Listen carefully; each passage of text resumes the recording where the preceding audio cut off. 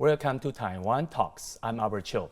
Situated at the strategic juncture in the Western Pacific, Taiwan's location makes the Taiwan Strait a key area of focus in the ongoing military tensions between the U.S. and China, particularly in the context of their expansive Indo-Pacific plans. Since the Tsai administration came to power, Taiwan was noticeably missing from the initial list of countries in the U.S. Indo-Pacific Economic Framework, IPEF. In the recent developments, Taiwan has sent a record number of department heads to participate in COP28 as the 2024 presidential election approach. The question arises, how should Taiwan address the challenges it encounters in international affairs? Joining us today are Andrea Yang, Democratic Progressive Party Deputy Secretary General, and Huang Kwei-bo, National Chengchi University Professor of Diplomacy, who was Kuomintang's Deputy Secretary General before. A very warm welcome to both on the show. Thank you. Okay. The first question goes to Andrea. So let's begin by examining the impact of the COP28 on Taiwan in the late 2023. The Taiwanese delegation actually conducted 46 bilateral discussions, marking the most significant participation of Taiwanese department heads in any such events.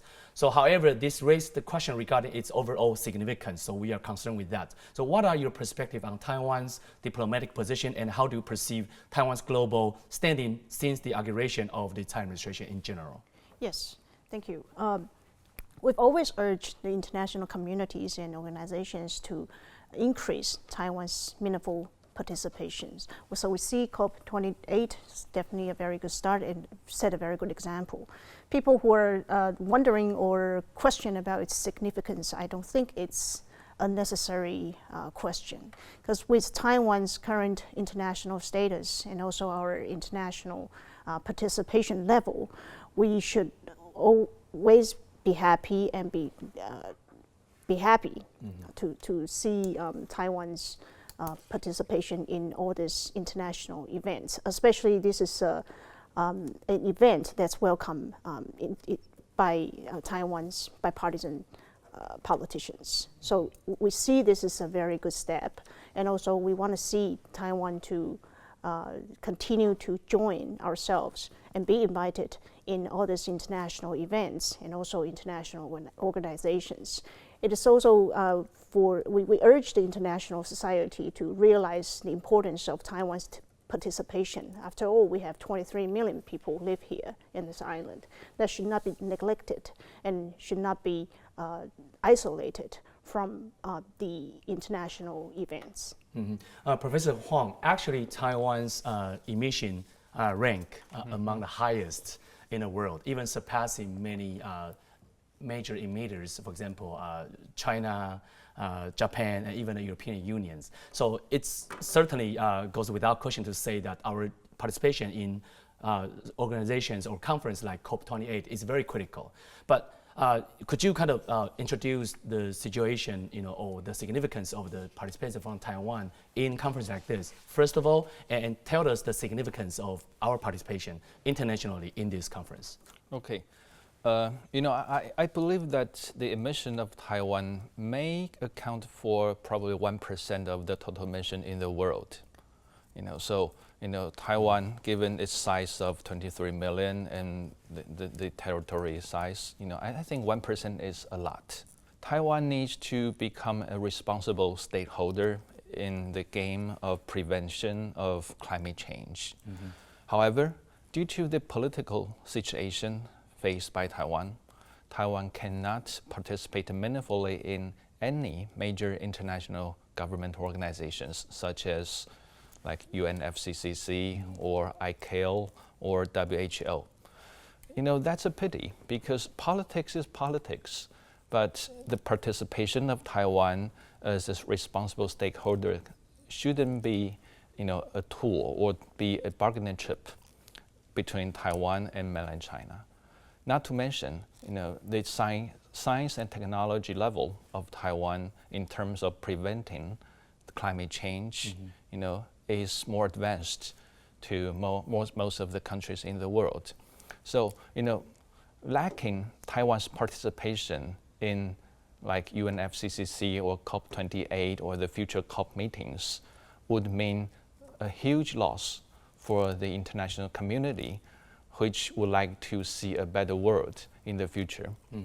Also, in a lot of intergovernmental organizations, Taiwan is now facing a more isolating situation in which Taiwan's diplomatic allies, accounting for like 13 in total, formed a very weak voice to support Taiwan's meaningful participation.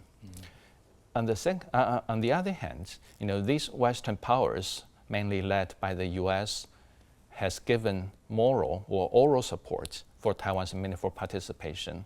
However, officially, they have never raised any official proposal for Taiwan's meaningful participation.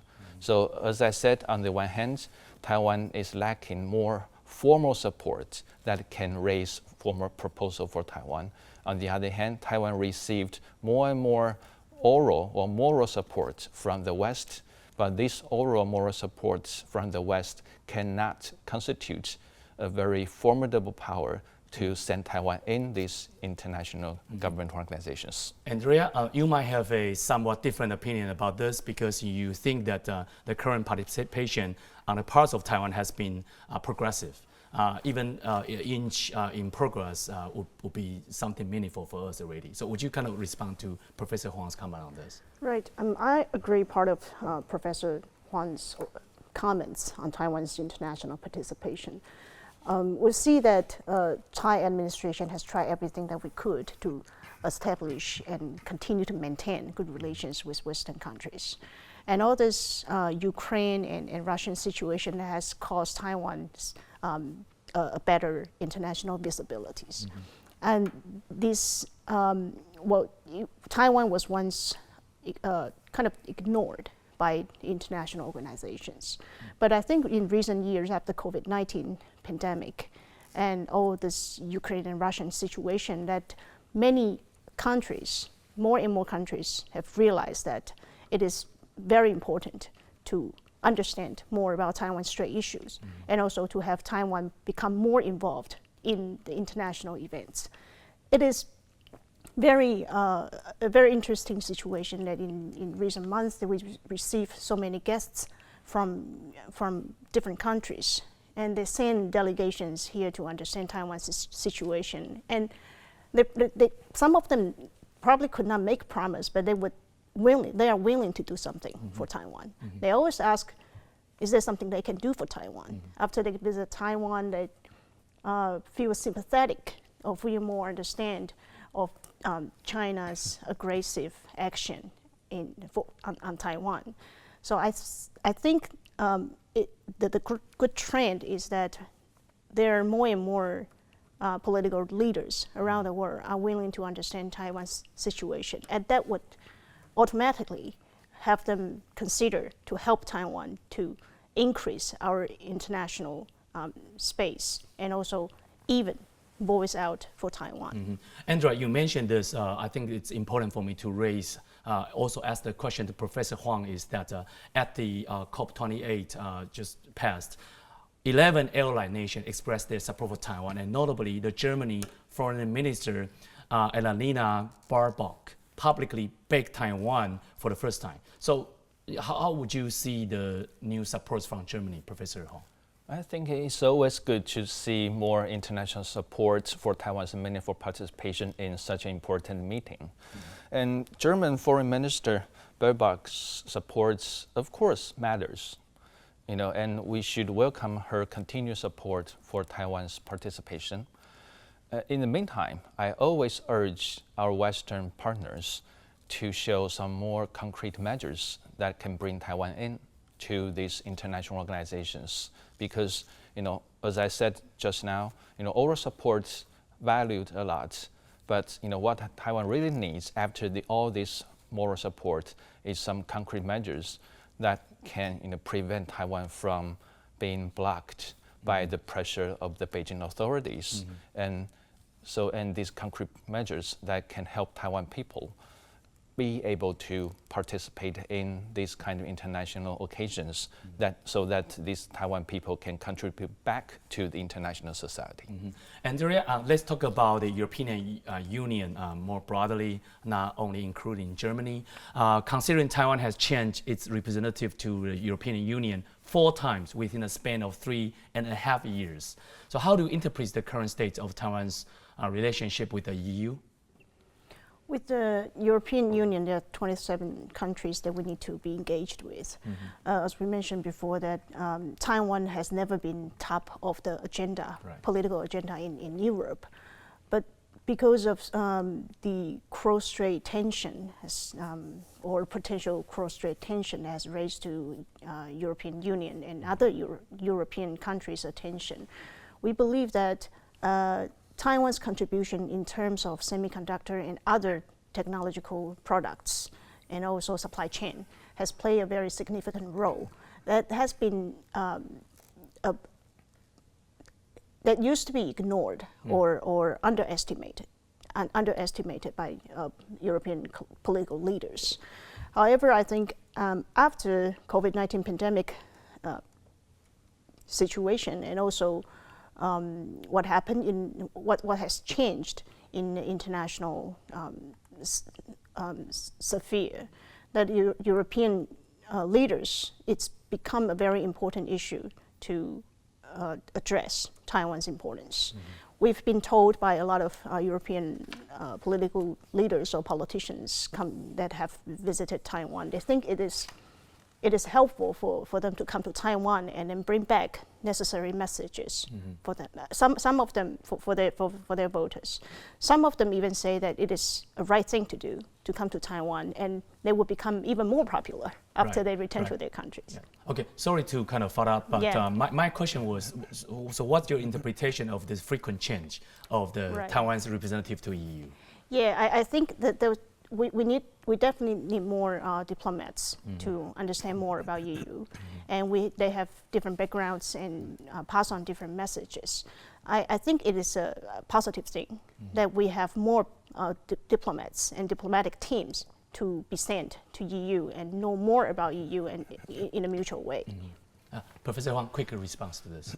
I was chairman of the Research Planning Committee at MOFA before. So I think the stability of the diplomatic team in the EU is so important that, these head of our missions shouldn't have been changed so frequently, because that will show our ignorance of the importance of the EU.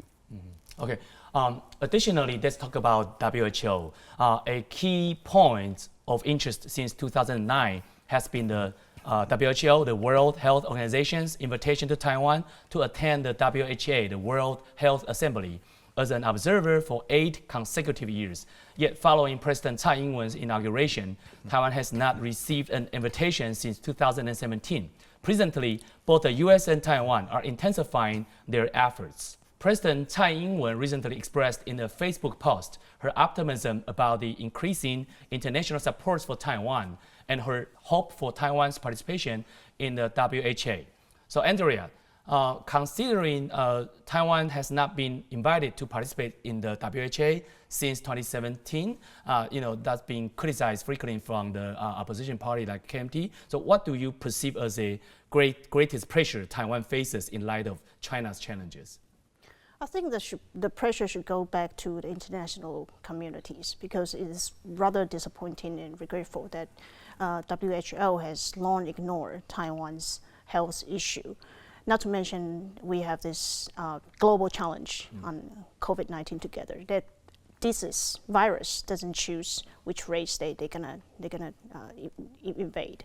So I would say that this pressure should become an international issue. That shouldn't come back to Taiwan, because health issue is a humanitarian issue. That should not go political.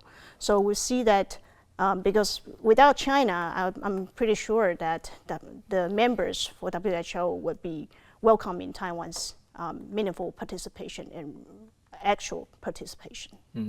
Professor Huang, do you think there's a way, if any at all, for Taiwan to detour the pressure from China and come back to WHA, at least as an observer? What kind of change we need to have? throughout the administrations of Li Denghui, Chen Shui-bian, Ma Ying-jeou, and Tsai Ing-wen, I think, the chance to detour or to get rid of the mainland Chinese pressure and to get into the WHA is almost close to zero. The chance is almost close to zero because we need, of course, international support, and we also need a very high level of domestic consensus to support Taiwan's participation. But in the same time, we also need a stable cross-strait relations. With these three pillars, can Taiwan be able to join the WHO in a meaningful way? Are you confident that if we, say, agree with the notion of negative consensus, which is the consensus, so to speak, with President Xi Jinping, that the CCP would allow Taiwan or actually make some room for Taiwan to return to WHO as an observer? You think that's likely? I cannot speak for Xi Jinping, but the 1992 consensus has been defined differently by both KMT government and Beijing government. So just in case the keyword 1992 consensus returns, then my hunch is that, of course, there's a chance for the two sides of the strait to sit down and talk about Taiwan's meaningful participation in the WHA. Because, in the past participation during the Ma Ying-jeou administration of the KMT, no country in the WHO was opposed to Taiwan's participation. Okay. So we participated with full agreement. So I hope this kind of favorable condition for Taiwan can take place again in the very short-term period of time. But without stable and friendly or at least peaceful cross-strait relations, I doubt that Taiwan can be admitted to the WHO or be invited as an observer to WHA so soon. Andrea, is it fair for people to say that the advocacy for Taiwan to become an observer at the WHA has reached its zenith, or there's no way out, nothing more than just as an outsider, when every time there's a WHA conference, then Taiwan can only stand as an outsider? Could you offer some solution if the next government is still going to be ruled by DPP? Well, in terms of cross-strait issues, that DPP has continued to emphasize that we welcome and would like to see more dialogues, open communications with the Chinese government. But we see that Xi Jinping refuses, and his team refuses to talk with DPP administration.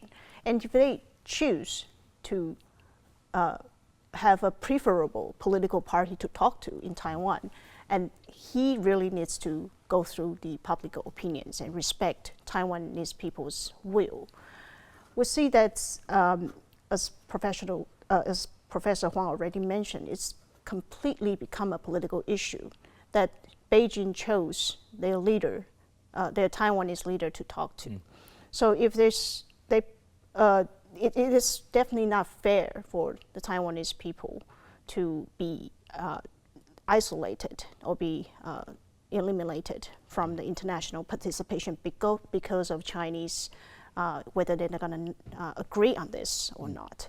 Professor Huang, actually the U.S. State Department, as usual, has always expressed its commitment to support Taiwan's meaningful international participation. Some of those facts was already mentioned by Andrea, and coupled with the active backing of Taiwan. So how could, kind of shift the gear of the question a bit, the outcomes of Taiwan's 2024 presidential election potentially influence the level of international support for Taiwan, you think? It's a pity that actually in Taiwan, the issue of Taiwan's meaningful participation internationally, has become a less important issue.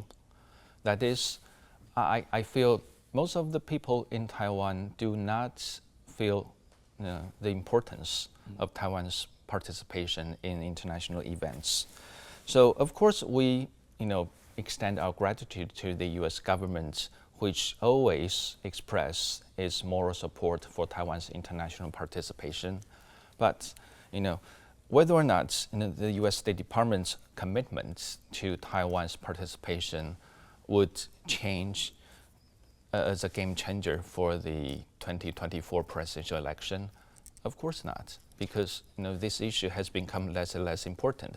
But I would like to emphasize, meantime, that probably we also have to look at the U.S. Congress that has passed quite a few Taiwan-friendly acts in support for Taiwan's participation in these important international organizations. But again, U.S. alone is not enough. We need the whole international community plus a key player that is mainland China. Would you say that the State Departments in the United States, it's simply just not enough for them to pay the lip service, simply just saying we are committed to supporting Taiwan's meaningful international participation, but they have to do something more. If you think so, what are those more approaches they should have taken, but they are short of taking that? I do not call the way the U.S. deals with Taiwan's participation as lip service, because in comparison with most of the countries in the world, the U.S. has been brave enough. Okay, but what can the U.S. do and do more in order to help Taiwan out? Probably first, the U.S. should speak to Beijing directly about Taiwan's participation, because this is not about U.S., mainland China, Taiwan trilateral relations, but it's about the well-being of the whole humankind. Xi Jinping proposed the initiative for the shared future for the mankind. So without Taiwan's participation, how can the policies and practices of the WHO or some relevant organizations for functional cooperation be fulfilled for the benefits of the whole the human beings and the whole society? And second, I think the U.S. should gather more supports from the like-minded countries in support for Taiwan's meaningful participation. If Taiwan's meaningful participation cannot be achieved in the short term, at least the U.S. should keep close contact with Taiwan by giving Taiwan enough information about the progress and discussions made in, say, the WHA, so that Taiwan can, be kept on the same page with the international community. Okay, Andrea, let's shift the topic to the European Union, especially European Parliament's the plenary session recently actually approved 3 reports concerning EU-China relations, EU-US relations, and EU-Japan relations. Each report actually oppose any unilateral alteration or change to the status quo in the Taiwan Strait through force, specifically, emphasizing the European Parliament's strong consideration for Taiwan. So, how would you view the 3 reports, and does that mean that there will be a more concrete steps that the whole EU country would take in intervening in the Taiwan Strait contingency, if there's any? Yes, as I mentioned before, that the European country has spent much more time and effort understanding cross-strait issues. And of course, maintaining the status quo, keeping peace and stability is one of the most priority and a very important status to be maintained.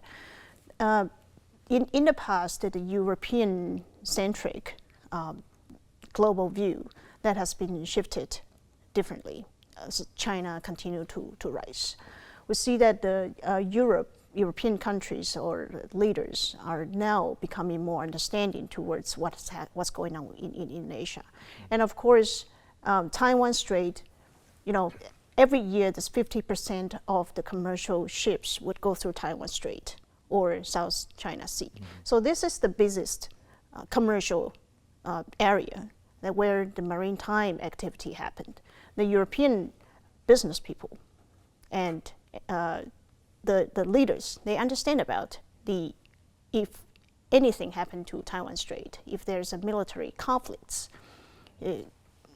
just like when Pelosi visited Taiwan, when Speaker Pelosi visited Taiwan, that there were a lot of tensions and difficulties for commercial activities. To prevent that from happening, status quo should be maintained. And that's been urged, not just from the European unions, but also any rational political leaders in the world. Professor Huang, a quick response to this the 3 reports regarding Taiwan. I think that shows a continued support from the EU, to Taiwan's international presence and participation. But as I said before, Taiwan should have given more emphasis on the significance of the EU, Because, of course, the U.S. remains the most critical and important player for Taiwan's survival and development and security.